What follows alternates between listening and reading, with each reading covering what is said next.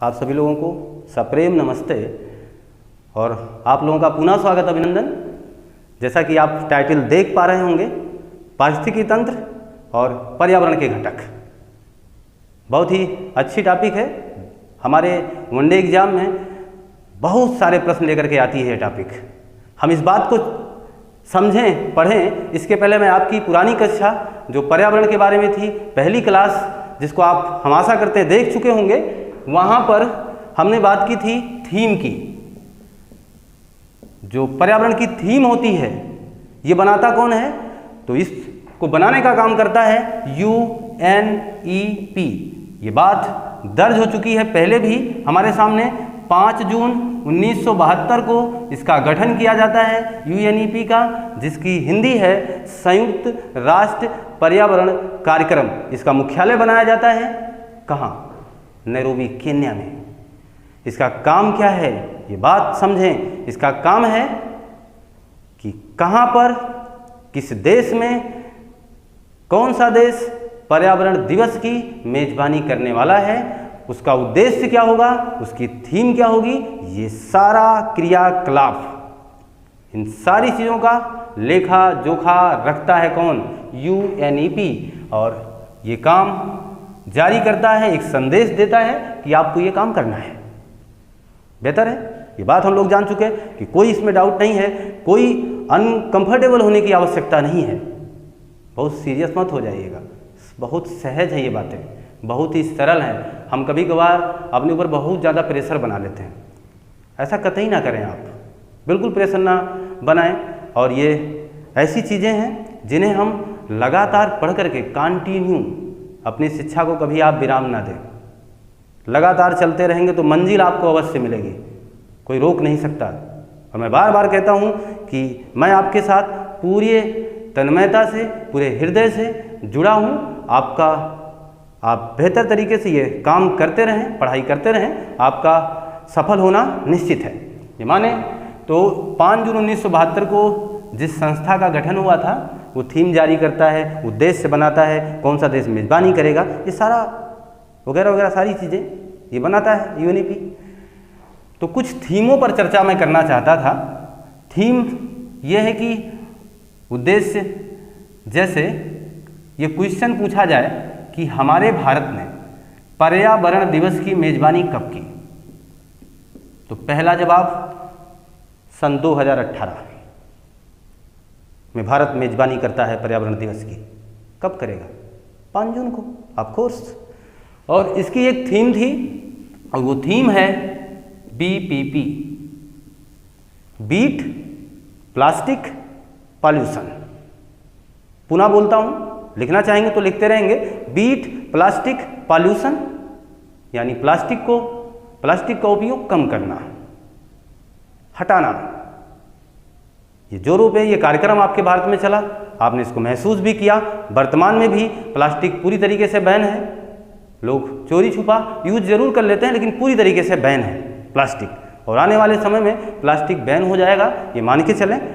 तो BPP, beat plastic pollution, 2018 में ये भारत मेजबानी करता है पर्यावरण दिवस की। ये इसकी थीम थी। ये बात क्लियर हो गई होगी। आगे ध्यान दें, 2019 में पर्यावरण दिवस की मेजबानी करता है चीन मेजबानी करता है। समझ में आ रही बात ना हमारी? मेजबानी का मतलब है पर्यावरण दिवस मनाने को पूरे देश का संगठन आएगा, पूरे देश के पर्यावरणविद आएंगे, वो भेजे जाएंगे और एक अच्छी जगह एक बैठ करके पर्यावरण के बारे में चर्चा करेंगे, उसको आगे बढ़ाएंगे कि किस तरीके से हम अपने पर्यावरण को गंदा होने से बचाएं। ये काम होगा। और 2019 में चीन मेजबानी करता है और इसकी थीम थी BAP, याद रख पाएंगे, बीट एयर पॉल्यूशन। दोबारा सुने, बीट एयर पॉल्यूशन। क्लियर है? वो बीट प्लास्टिक था, ये बीट एयर है, बीट एयर पॉल्यूशन, यानी हवा की गंदगी को, हवा को दूषित होने से बचाएं। एक बात याद होगी आपको, इसी समय भारत ने एक गाना लॉन्च किया था, हवा आने दे। इसका सीधा मतलब था कि हवा साफ आए, स्वच्छ है। और आप बार बार देखते हैं कि कोहरा होने पर या ठंडक के दिनों में दिल्ली वगैरह में मौसम, वहाँ का वातावरण काफ़ी ज़्यादा दूषित हो जाता है। तो उसको स्वच्छ रखना होगा, बेहतर रखना होगा। ये तमाम चीज़ें, ये थीम है। उन्होंने कहा कि बीट एयर पॉल्यूशन, हवा की गंदगी को रोका जाए। ये मेजबानी करता है 2019 में चीन। आगे देखें, 2020 में मेजबान देश बनता है कोलंबिया। कोलंबिया बनता है, इसकी थीम थी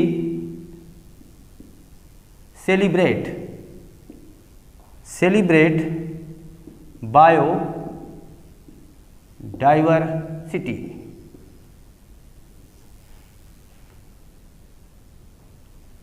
ये स्पेलिंग थोड़ी सी मिस हुई है, आप उसको समझ लें। सेलिब्रेट बायो डाइवर्सिटी, इसका मतलब है, मैं हिंदी में लिख देता हूं आपके लिए ज़्यादा क्लियर रहेगा, जैव विविधता का जश्न मनाएं। जैव विविधता का जश्न मनाएं, ये चीज। जैव विविधता का मतलब आप ये समझ रहे होंगे।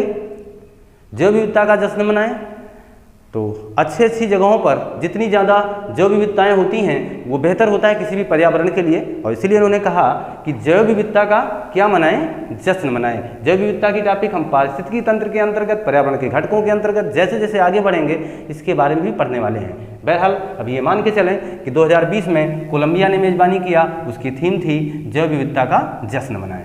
2021 में पाकिस्तान यानी पाक मेज़बानी करता है 2021 में, और इसकी थीम थी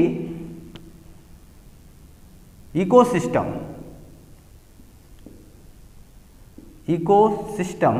रेस्टोरेशन। ये थीम थी, और इसका मतलब था पारिस्थितिकी तंत्र की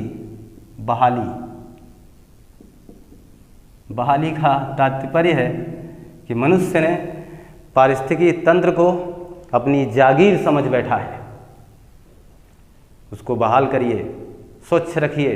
पारिस्थितिकी तंत्र आप पढ़ेंगे अभी आगे, बहुत ही आकर्षक टॉपिक है वो, और अच्छी भी है। ध्यान दें, पारिस्थितिकी तंत्र की बहाली, इकोसिस्टम रेस्टोरेशन, ये 2021 ये थीम थी, और मेज़बानी करता है पाकिस्तान 2021 में। और अभी जो सत्र चल रहा है, जो वर्ष चल रहा है 2022 का, इसमें मेज़बानी करता है स्वीडन। ये मेज़बानी करता है स्वीडन, और इसकी थीम है ओनली वन अर्थ, केवल एक पृथ्वी। केवल एक पृथ्वी समझाना चाहते हैं इस थीम से कि पृथ्वी के अलावा कुछ नहीं है जीवन, पृथ्वी के अलावा कुछ नहीं है। जिस तरह हमने कहा था, अल्बर्ट आइंस्टीन जी ने कहा कि पृथ्वी ही सब कुछ है, मैं कुछ भी नहीं। ठीक वही उद्देश्य आप ये मान के चलें, ओनली वन अर्थ, केवल एक पृथ्वी, ये थीम है 2022 की। स्वीडन ने इसकी मेज़बानी की। ये बात मैं पूरे विश्वास के साथ ही मान सकता हूँ कि आपको ये चीज़ समझ में आ गई। ये मेरे दृष्टिकोण से काफ़ी इम्पोर्टेंट हैं, तो आप इन्हें ज़रूर याद रखें, इन बातों को याद रखें। एक आंकड़ा मैं आपको दूँ, एक दो क्वेश्चन आपके सामने रखूँ, बेहतर है। ये मान के चलें, अगर ये पूछा जाए 2022 में सबसे ज़्यादा हरा भरा देश किसे घोषित किया गया, तो वही जो दुनिया का सबसे स्वच्छ देश कहा जाता है, याद आ गया होगा, जिसे दुनिया की स्वर्ग नगरी कहा जाता है, स्विट्जरलैंड। स्विट्जरलैंड को विश्व का, ये लिख सकते हैं, स्विट्जरलैंड को विश्व का सबसे हरा भरा देश घोषित किया गया। सबसे हरा भरा देश घोषित किया गया कब? 2022 में। स्विट्जरलैंड। सबकी जाने की इच्छा हम लोगों की भी इच्छा, हमारी मनोकामना। बहरहाल फिर भी हम लोग कहाँ हैं भारत में, हमारा भारत भी काफ़ी स्वच्छ है, मैं ऐसा नहीं कह सकता कि गंदा है, लेकिन फिर भी स्विट्जरलैंड जैसा स्वच्छ नहीं है। और पौधे लगाएं ज़्यादा से ज़्यादा। मैं आपको भी प्रेरित करना चाहता हूँ कि आप पौधा लगाते रहें, इससे बड़ा काम शायद ही कुछ हो, आप कर सकते हैं।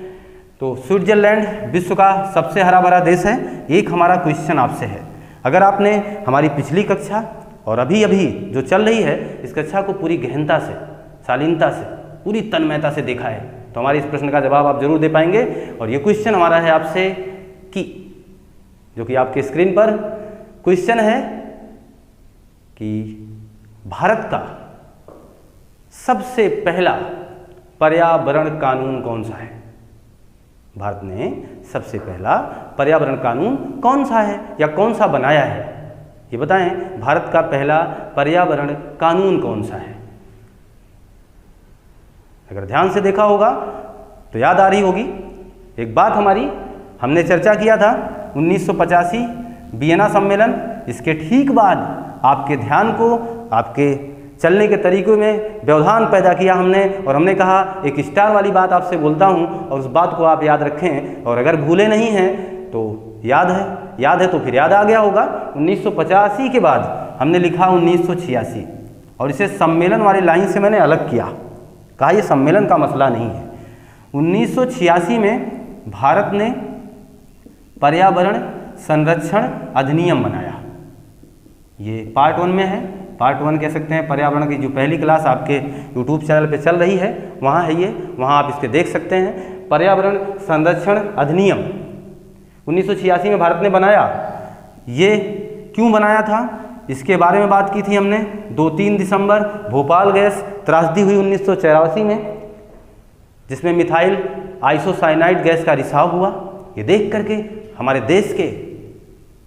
देश की सरकार हिल गई होगी और उसने सोचा हमें अब कानून बनाना पड़ेगा कि जिस तरीके से ये काम किया जा रहा है, लोगों की जान को खतरा हो रहा है, इस पर अंकुश लगना चाहिए। इसलिए भारत सरकार ने एक कानून बनाया, पर्यावरण संरक्षण अधिनियम उसका नाम दिया। 1986 में कानून बना और उसमें ये बात बोली गई कि आज से कोई भी भारतीय या कोई अदर कंट्री का देश हमारे भारत में बगैर परमिशन के कोई भी फैक्ट्री नहीं लगा सकता है। बहुत बड़ा पहल था। क्या इसके पहले भी कोई कानून बना है? ये बात मैं आपसे पूछ रहा हूँ। ये चीज़ थी तो ये बात मुझे लगता है जिनका जवाब अगर होगा वो दे चुके होंगे। जी हाँ, इसके पहले भारत ने एक कानून बना दिया था। वो कानून था 1974 में, और 1974 में जल संरक्षण अधिनियम ये भारत ने बना दिया था। जल को बचाने की बात की गई, जल को दूषित ना होने दिया जाए ये बात की गई, ये पहलू इसमें रखा गया। मुझे लगता है ये बात आपको क्लियर हो गई कि 1986 वाला मसला वो याद तो रखना है आपको, लेकिन वो पहला नहीं है। इसके पहले ही भारत ने एक काम किया है, और वो काम था जल संरक्षण अधिनियम 1974 में भारत ने बना लिया था। 1974 में जल संरक्षण अधिनियम ये भारत का, अब यहाँ स्टार बना के लिख सकते हैं, भारत का पहला पर्यावरण कानून। भारत का पहला पर्यावरण कानून कौन सा है? तो ये बात आप बोलिएगा 1974 का जल संरक्षण अधिनियम ये भारत का पहला पर्यावरण कानून है। क्या इसके पहले भारत ने और कोई पर्यावरण संबंधी कानून बनाए हैं? जी नहीं। हाँ, एक कानून जरूर पारित हुआ, लेकिन वो पर्यावरण को लेकर के नहीं था, वो आदमी जीवों की विलुप्त हो रही प्रजातियों को बचाने के लिए था। वो कौन सा कानून था उसकी भी बात मैं यहाँ बता देना चाहता हूँ। 1968 कीटनाशक अधिनियम। कीटनाशक अधिनियम ये भारत ने 1968 में किया था, बनाया था। हाँ, एक बात और मैं आपसे बता दूं कि कीटनाशक अधिनियम भारत ने 1968 में बनाया। स्पष्ट है ये बात। ये क्यों बनाया गया था इसकी कहानी लंबी है। बहरहाल आने वाली टॉपिक में जब हम आपसे DDT की बात करेंगे उस समय मैं इस पर चर्चा करूँगा, तो फिर आगे वाली कक्षा के लिए इंतजार करें और उस समय मैं इसकी बात करूँगा ये 1968 में कीटनाशक अधिनियम भारत ने क्यों बनाया था। तो ठीक है, ये बात क्लियर हो गई हो तो मैं आगे बढ़ूं। मैं आपसे इतना जरूर कहना चाहूँगा कि आप इन पर विशेष फोकस करें, बहुत ही महत्वपूर्ण पॉइंट है। हम लोगों ने कुछ थीम के बारे में जाना जो पिछली कक्षा का ही भाग मान के चलें, ये इतना हमें और बताने की इच्छा थी और ये मैंने इसमें जोड़ दिया है और आप इसे नोट कर लें या इसका स्क्रीनशॉट ले लें। कीटनाशक अधिनियम 1968, इस पर चर्चा बाद में होगी, कोई बात नहीं, ये आगे मिलेगा। बहरहाल फिर भी अब हम लोग बात करेंगे पारिस्थितिकी तंत्र या पर्यावरण के घटक, इन पर चर्चा होगी और ये बहुत ही महत्वपूर्ण है, इसे आप समझने का प्रयास करें और ये इसमें कुछ रटना वगैरह नहीं है आपको, आप अच्छे ढंग से समझेंगे तो ये बातें आपके पास रह जाएंगी। ध्यान दें, पर्यावरण के घटक, और मुझे ये कहते हुए बिल्कुल संकोच नहीं होगा कि ये बात आपको पता नहीं है, बिल्कुल पता है। अजैव घटक और एक जैव घटक, ये आपको पूरी तरीके से जानकारी है और मैं ये मान के चलता हूँ कि अगर मैं आपसे बात करूँ कि कौन अजैव है और कौन जैव है तो आप इसे बता पाएंगे, है कि नहीं। जिसमें जान नहीं है अजैव है और जिसमें जान है वो जैव है। हम क्या हैं, आप क्या हैं, जैव है। और जिस संचार के माध्यम से ये काम हम आपके पास पहुंच रहे हैं वो क्या है, अजैव है। तो क्लियर है, अजैव घटक और जैव घटक ये पर्यावरण के दो घटक हैं। क्लियर, मैंने आपसे अभी कहा कुछ याद नहीं करना है, केवल समझना है। कैसे, अजैव घटक और जैव घटक के बीच में अंतर संबंध जो होगा, जो अंतर संबंध होगा, या आप ये मान के चलें दोनों संबंध होता, अंता भी होता अंतर भी होता, कोई डाउट नहीं है, घबराने की बात बिल्कुल नहीं है। अंतर संबंध भी है और अंता भी संबंध है, या ऐसे मामूली तौर पे आज समझ लो कि अजैव घटकों और जैव घटकों में यानी जीवित चीज़ों में और निर्जीव चीज़ों में जो आपसी संबंध है, जो आपसी संबंध है अर्थात जीवन के निर्वहन का जो पहलू है, वो संबंध, वो नाता, वो रिश्ता क्या कहलाता है, वो रिश्ता कहलाता है पारिस्थितिकी तंत्र। सिंपल, क्या परिभाषा है, क्या इसमें कुछ करने की आवश्यकता है, नहीं।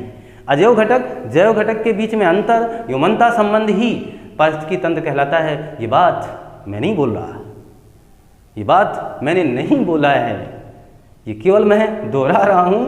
ये बात बोला है टांसले, नाम तो सुना सुना है। टांसले जी ने बोला, टांसले जी ने कहा कि 1900, और ये कब कहा ये भी लिख देता हूं मैं, 1935 में टांसले जी ने पारिस्थितिकी तंत्र के बारे में बात की और उन्हें बताया कि अजैव घटक और जैव घटक के बीच में पारस्परिक जो संबंध होता है, निर्वहन की जो प्रक्रिया होती है, वही पारिस्थितिकी तंत्र कहलाता है। ये बात बोलने वाला था A.G. टांसले 1935 में। क्लियर होगी बात। तो जैव अजैव घटक की बात करें, इसके पहले मैं कुछ शब्दावलियों की बात कर लेता हूं जो आपको परेशान कर सकते हैं।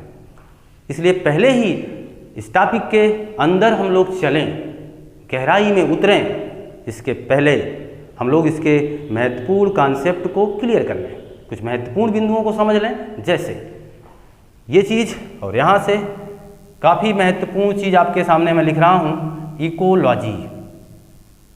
इकोलॉजी। दूसरी महत्वपूर्ण पॉइंट इकोसिस्टम। इकोसिस्टम। तीसरी महत्वपूर्ण पॉइंट इनवायरमेंट या इन्वायरमेंट जिसे आप पढ़ते हैं, ये चीज़, ये तीन महत्वपूर्ण शब्दावली हैं। इन शब्दावलियों के बारे में मैं चाहता हूं कि आप इसे जानें और ये जान करके ही तो आप एक अच्छा काम कर पाएंगे। तो आइए समझते हैं कि इकोलॉजी क्या है, इकोसिस्टम क्या है और इन्वायरमेंट क्या है। तो मैं कोई डाउट नहीं, हिंदी लिख दूं, इकोलॉजी। इकोलॉजी, इकोसिस्टम, पारिस्थितिकी तंत्र और इन्वायरमेंट का मतलब पर्यावरण। ये बात बहुत आसान है, सबको पता है, क्लियर है। और अगर ये चीज़ अच्छे ढंग से सुन रहे हैं, मनोवेग से सुनिएगा, ध्यान देते रहिएगा। इकोलॉजी, ये शब्द दिया किसने, हेकल ने। ये बात याद रखें, हेकल नाम के वैज्ञानिक ने 1869 ईस्वी में किसके बारे में बात की? इकोलॉजी।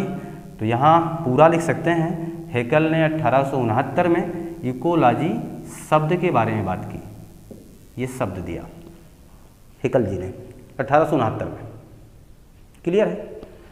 इकोसिस्टम की बात 1935 में ही की। किसने? टांसले जी ने। ये लिखा हमने इसके पहले ही। पर्यावरण के बारे में तो बहुतों लोगों ने बात की, कुछ करने की आवश्यकता नहीं है, यही तो पर्यावरण है। फिर आगे चल करके यहाँ बात रखें, इकोलॉजी हेकल ने, टांसले ने इकोसिस्टम की बात की थी। और हमारे यहाँ इकोलॉजी शब्द लाने वाला कौन था हमारे भारत में? तो भारत में इकोलॉजी शब्द लाने वाला, भारत में इको करने वाला व्यक्ति कौन था? पी मिश्रा।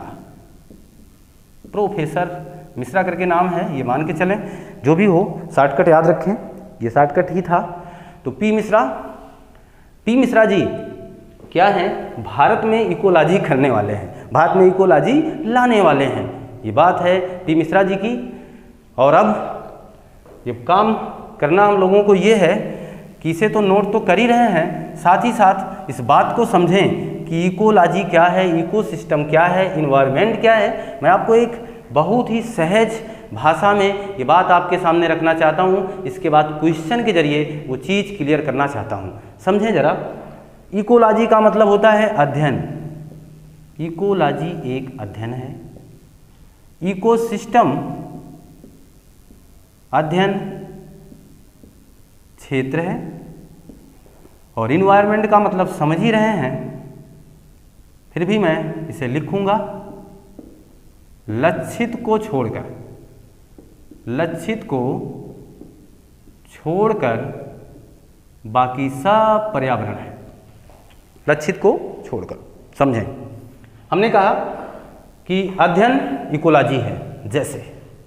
जैसे मान के चलिए हम लखनऊ जाएं और लखनऊ की गर्मी के बारे में, वहाँ के वातावरण के तापमान के बारे में, दिन में कितना तापमान है, रात में कितना तापमान है, वहाँ के कुत्तों का प्रभाव लखनऊ पर क्या है, वहाँ पर रहने वाले जीवों का प्रभाव लखनऊ पर क्या है, वहाँ पर कैसी हवाएं हैं, किस तरीके से जीवों को प्रभावित कर रही हैं। अगर मैं इस बात का अध्ययन करने गया हूँ तो इकोलॉजी कर रहा हूँ, इकोलॉजी कर रहा हूँ। इस कमरे में भी इकोलॉजी हो सकती है। जैसे यहाँ के टेम्परेचर का हम पर क्या प्रभाव है, बिल्कुल दिख रहा होगा आपको। यहाँ के रहने वाले छिपकलियों का हम पर क्या प्रभाव है, इस कमरे में जो खिड़की दरवाजे लगे हैं इनका हम पर क्या प्रभाव है। अगर मैं इस बात का अध्ययन करता हूँ कि क्या प्रभाव है, क्या प्रभाव है, क्या प्रभाव है, यही तो इकोलॉजी है। तो मेरे हिसाब से तो समझ गए होंगे, अध्ययन करना इकोलॉजी है।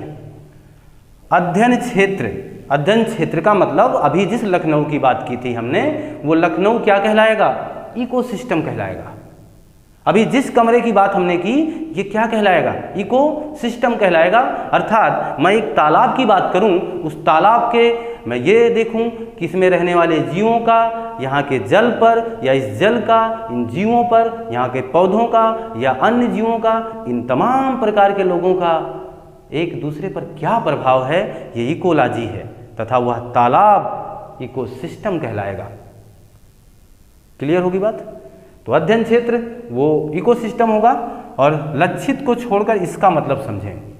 जैसे जो अध्ययन करने वाला है, जैसे मैं, जो अध्ययन करने वाला है उसको छोड़कर, यानी वो तालाब भी, वहाँ के रहने वाले जीव भी, वो जल भी, वो वायु भी, वो तापमान, ये सब पर्यावरण है। लेकिन मैं पर्यावरण नहीं हूँ, क्योंकि मैं अध्ययन करने वाला हूँ। तो जिसके ऊपर आप अध्ययन कर रहे हैं, जिसके ऊपर आप ये प्रक्रिया अपना रहे हैं कि इन जीवों का हम पर क्या प्रभाव है, उसी लक्षित को छोड़कर बाकी हर चीज़ क्या कहलाएगी?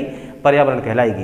ये बात क्लियर हो गई होगी, ये डाउट क्लियर हो गया होगा। अध्ययन इकोलॉजी है, अध्ययन क्षेत्र इकोसिस्टम है, तथा लक्षित को छोड़ दिया जाए तो बाकी सब पर्यावरण है। जैसे मान के चलें किसी भी तालाब में अगर मैं बात करूं कि इसमें विभिन्न प्रकार की मछलियां रहती हैं तथा विभिन्न प्रकार के अन्य जीव रहते हैं, और मैं कहूं कि इन मछलियों का, उन जीवों का, उसमें रहने वाले मगरमच्छ पर क्या प्रभाव है, तो मगरमच्छ को छोड़ दीजिए, बाकी सब पर्यावरण है। ये बात ध्यान देना इस चीज़ को, इसलिए मैं बार बार कह रहा हूँ कि लक्षित को छोड़ करके बाकी सारी चीज़ें क्या होती हैं, पर्यावरण के अंतर्गत शामिल कर ली जाती हैं। क्लियर है बात? तो इसे मिटाना चाहूँगा। तो शब्दावलियों की जानकारी हो जाने के बाद अब हम पर्यावरण के घटकों के बारे में चर्चा करते हैं। तो सबसे पहले हम लोग नोटबुक पर लिखेंगे अजैव घटक। अजैव घटक क्या है, ये बात हम लोग जान चुके हैं। अजैव घटक जिनमें जान नहीं होती, जो जीवित नहीं है, अजैव हैं। और इन अजैव घटकों का दूसरे जीवों पर क्या प्रभाव पड़ता है, यही तो बात समझना है, यही तो पारिस्थितिकी है। यही तो टांसले जी ने बोला, एक घटक का दूसरे घटक पर पड़ने वाला प्रभाव ही तो पारिस्थितिकी तंत्र है। ये बात टांसले जी ने कह दिया और ये महत्वपूर्ण है। अब समझें हम लोग अजैव घटक कौन कौन से होते हैं। जैसे अगर मैं ये जानना चाहूँ और तो पहला तापमान अजैव है, मृदा अजैव है, जल अजैव है। ये सब तो जीवित नहीं है ना। तापमान, मृदा, जल, यहाँ तक कि ये लिख सकते हैं अक्षांश, देशांतर, ये सब अजैव घटक हैं। इन अजैव घटकों का जैव घटकों पर क्या प्रभाव पड़ता है? बिल्कुल प्रभाव पड़ेगा। जहाँ की मिट्टी अच्छी होगी, उत्पादकता अच्छी होगी कि नहीं होगी? होगी। उत्पादन अच्छा होगा तो वहाँ का जो एरिया होगा वो समृद्ध होगा कि नहीं होगा? होगा। तो इसका तो प्रभाव पड़ेगा, विभिन्न तरीके से पड़ने वाला है। मिट्टी दूषित हो, खराब हो तो फसलों का उत्पादन अच्छा नहीं होगा, वहाँ पर पेड़ पौधे उस तरीके से विकास नहीं कर पाएंगे। ये क्लियर है। तो प्रभाव तो पड़ रहा है ना पर्यावरण पर, यानी एक दूसरे घटक पर इसका प्रभाव साफ दिखाई देगा, पड़ेगा।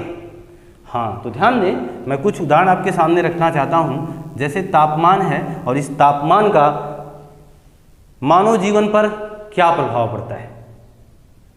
ये बेहतर है कि ये जानकारी और भी अच्छी होनी चाहिए, और क्योंकि ये हमसे रिलेटिव है, हम लोगों से रिलेटिव है, तो इसे हम लोग ज़रूर जानना चाहेंगे। तापमान का मानव जीवन पर क्या प्रभाव पड़ता है? तो बहुत ज़्यादा प्रभाव है, ये समझें। पहला तो मैं लिख दूँ, तापमान लैंगिक लक्षण का निर्धारण करता है। लैंगिक लक्षण बता देगा। तापमान लैंगिक अनुपात भी बता सकता है, ये ध्यान दें, या लैंगिक अनुपात का भी निर्धारण करता है। ऐसा नहीं, मैं ये नहीं कह रहा हूँ कि तापमान ही सब कुछ करेगा, ऐसा नहीं है। तापमान भी एक कारक है, एक कारण है लैंगिक अनुपात का निर्धारण करने में। तापमान एक कारण है लैंगिक लक्षण को लाने का। तापमान एक कारण है वनस्पतियों के घर का, वनस्पतियों के घर का।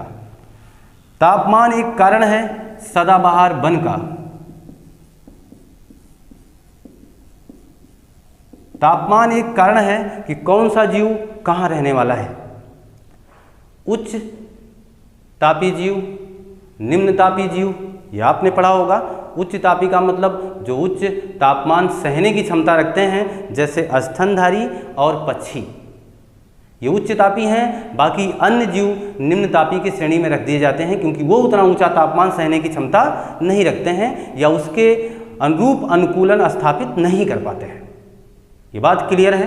तो हम आगे बढ़ें, एक एक बिंदु को समझने का प्रयास करें। लैंगिक लक्षण का मतलब आप ये मान के चलें, जो देश भूमध्य रेखा अर्थात ये पृथ्वी की मिड लाइन, यहाँ 0 अंश अक्षांश रेखा जिसे हम भूमध्य रेखा कहते हैं, अगर जो देश इस भूमध्य रेखा के आसपास के दायरे में होंगे, अर्थात समझ लें थोड़ा ढंग से, ये 23.5 अंश, ये 23.5 अंश, कर्क रेखा, मकर रेखा की बात मैं कर रहा हूँ, कर्क रेखा और मकर रेखा के बीच का ये जो पूरा मामला है, ये आपको पता है ये कहलाता क्या है? उष्ण कटिबंधीय कहलाता है। उष्ण कटिबंधीय अर्थात यहाँ पर तापमान पूरे वर्ष भर ज़्यादा रहता है। तापमान ज़्यादा होगा अर्थात जब तापमान ज़्यादा होगा तो वर्षा ज़्यादा होगी। होगी कि नहीं होगी? होगी। ये मैं बताना चाहता हूँ कि तापमान वाला ये एरिया है, और यहाँ पर अन्य जगहों की अपेक्षा जो देश यहाँ बसे हैं, रूस वगैरह, फ्रांस वगैरह, फ्रांस में लैंगिक लक्षण देर से आएंगे भारत की अपेक्षा। भारत में पुरुषों में, स्त्रियों में लैंगिक लक्षण जल्दी आ जाते हैं। इसका सीधा कारण है तापमान। किसी भी देश की जनसंख्या बहुत ज़्यादा बढ़ जाए, उसका एक महत्वपूर्ण कारण है तापमान। ऐसा नहीं, देखो मैं बार बार ये बात बोल रहा हूँ कि तापमान ही एक कारण नहीं है। मैं ये कह रहा हूँ कि तापमान भी एक कारण है। ये समझ रहे हैं कि तापमान एक कारण है जनसंख्या वृद्धि का। इतना ज़्यादा तापमान है, इतना ज़्यादा टेम्परेचर है, लैंगिक लक्षण जल्दी से आ रहे हैं, ये बात क्लियर है। तो जनसंख्या तो बढ़नी तय है और भारत जनसंख्या के मामले में हो सकता है अब की बार की जनगणना में टॉप पर हो। तो किसी में तो हमारा देश आगे जा ही रहा है, हो सकता है जनसंख्या के मामले में हम टॉप पे आए, ऊपर आ जाएं। तो लैंगिक लक्षण, ये बात समझ में आ गई होगी कि लैंगिक लक्षण का निर्धारण भी तापमान कर देता है। क्लियर है? लैंगिक अनुपात का मसला क्या है? ये बहुत ही महत्वपूर्ण बात मैं बोलने वाला हूं आपसे। लैंगिक अनुपात, आपको सुन करके आश्चर्य होगा कि ऐसा भी हो सकता है क्या? क्या तापमान ये बताएगा कि कितने नर होंगे और कितनी मादाएं होंगी? क्या तापमान ये काम करता है? अगर तापमान ऐसा करता तो फिर किसी देश में नारियां ज़्यादा हो जाती और किसी देश में पुरुष ज़्यादा हो जाते, बहुतायत अंतर हो जाता। किसी देश में पुरुष ही पुरुष रहते, नारियां ना होती, और किसी देश में महिलाएं ही महिलाएं होती, पुरुष ना होते। अगर ऐसी बात होती, लेकिन ये सबके साथ नहीं है, ये ज़रा समझें। तापमान लैंगिक अनुपात का निर्धारण तो जरूर करता है, लेकिन कुछ सरीसृप प्राणियों में, जैसे आप ये मान के चलें मगरमच्छ ले लें। मगरमच्छ, ये जो मगरमच्छ है, घड़ियाल समझ लें, मगरमच्छ, घड़ियाल और कुछ सांपों की प्रजातियों में ऐसा है। नेचर ने उन्हें एक खूबसूरत तोहफा दिया है, ये मान के चलें। और ये अंडेयुज प्राणी हैं, यानी इनकी संतानें अंडे से उत्पन्न होंगी। अब यहां ध्यान दें, यानी मगरमच्छ अगर उच्च तापमान पर अपने अंडे का निषेचन कर रहा है, यानी उसके अंडे कहाँ हैं? उच्च तापमान पर है। यानी मगरमच्छ ने जो अंडा दिया हुआ है वो उच्च तापमान पर है, उच्च तापमान पे रहने वाला है, यानी जहाँ बहुत ज़्यादा गर्मी है। तो इसके सारे अंडे से मादाएं निकलेंगे, सारे अंडे से। तो क्लियर है बात ना? अगर मगरमच्छ कहाँ है? उच्च तापमान पर है, तो इसके सारे अंडों से क्या निकलेंगे? सारे अंडों से मादा का जन्म हो जाएगा। देखो मैंने लिख भी दिया है, तो आप इसे नोट भी कर लीजिएगा। मगरमच्छ कहाँ है? उच्च तापमान पर। मैं इस बात को आपको समझा रहा हूँ। उच्च तापमान पर मगरमच्छ है, तो उसके जो अंडे होंगे, उस अंडे से जो बच्चे निकलेंगे वो सब फीमेल होंगी, मादाएं होंगी। ठीक है? अगर यही मगरमच्छ कहाँ पर होता? उच्च तापमान की बजाय निम्न तापमान पर होता, तो इसके सारे अंडों से क्या निकल आती? नर। इसके सारे अंडों से नर यानी मेल जन्म लेगा। बड़ा अद्भुत है। आप ये सोच रहे होंगे कि प्रकृति ने कितना खूबसूरत काम किया है। खूबसूरत का मतलब अद्भुत। ये इसलिए कह रहा हूं कि खूबसूरती खतरनाक होती है, ये पक्की बात है। जो अद्भुत होगा वही खूबसूरत होगा, और जो खूबसूरत होगा वही अद्भुत होगा। ये बात क्लियर है। देखना, हमने कहा कि उच्च तापमान पे मादा और निम्न तापमान पर नर जन्म लेते हैं। किससे? मगरमच्छ के अंडों से। कुछ सांपों के अंडों से भी ऐसा होता है। तो हुआ ना, तापमान ने निर्धारण किया ना कि तापमान ज़्यादा होगा तो क्या बना दूंगा? मादा। तापमान कम किया तो क्या बना दूंगा? नर। लेकिन ऐसा मनुष्यों के साथ नहीं है, क्योंकि प्रकृति जानती थी इन मनुष्यों को, क्योंकि प्रकृति को शायद पता है हम भारतीयों को, अगर ये चीज़ मनुष्य के अंदर आ गई होती, ये गुण प्रकृति ने मनुष्य के अंदर दे दिया होता, तो एक भारतीय पुरुष अपनी समस्त इच्छाओं की क्या करते हैं? अपनी समस्त इच्छाओं को पूरा करने के लिए एक भारतीय पुरुष अपनी समस्त ऐच्छिक या समस्त इच्छाओं को पूरा करने के लिए पूरी महत्वाकांक्षाओं को ही दांव पे लगा देता। और वो गर्भ धारण करने वाली महिला के कमरे का टेम्परेचर हमेशा 10 डिग्री के ऊपर ही नहीं आने देता। करता क्या कि चाहे 2-4 स्वेटर पहन लो, कुछ भी कर लो, लेकिन आपको बाहर के तापमान में नहीं आना है, क्योंकि मुझे लड़का चाहिए, लड़की नहीं चाहिए। अगर ऐसा होता तो कमरे में बर्फ की सिल्ली डलवा दी जाती कि इसी पे लेटो, इसी पे बैठो, कुछ भी करो, लेकिन मुझे संतान के रूप में क्या चाहिए, लड़का चाहिए। लेकिन प्रकृति को ये बात पता था कि मानव किसी भी हद तक गुजर जाएगा, इसीलिए उसने ये गुण मनुष्य में नहीं दिया। नेचर का लाख लाख शुक्रिया कि उसने ऐसा नहीं किया। अगर उसने ऐसा किया होता तो सच में आज बहुत बड़ी विडंबना किसी किसी देश में हो गई होती, हमारे भारत में तो बहुत ज़्यादा। तो इसलिए ये नेचर का शुक्रिया करेंगे, धन्यवाद करेंगे कि उसने ऐसा नहीं किया। तो क्लियर है। तो तापमान लैंगिक लक्षण, लैंगिक अनुपात का निर्धारण कर सकता है। ये बात आपके सामने हमने रख दी और बता भी दिया कि कुछ जानवर ऐसे हैं जिनके उच्च तापमान पर रहने से बच्चे मादा पैदा होंगे, निम्न तापमान पर रहने से सारे बच्चों नर पैदा होंगे। और फिर देखिए एक टॉपिक हमने लिखा है वनस्पतियों का घर। तापमान ये बता देगा कि कौन सी वनस्पतियाँ कहाँ रहेंगी। जैसे ज़्यादा तापमान होने पर अभी हमने कहा कि इस उष्णकटिबंधीय क्षेत्र में, उष्णकटिबंधीय है ना ये तो बोला हमने, उष्णकटिबंधीय क्षेत्र में ज़्यादा धूप होगी, ज़्यादा वर्षा होगी।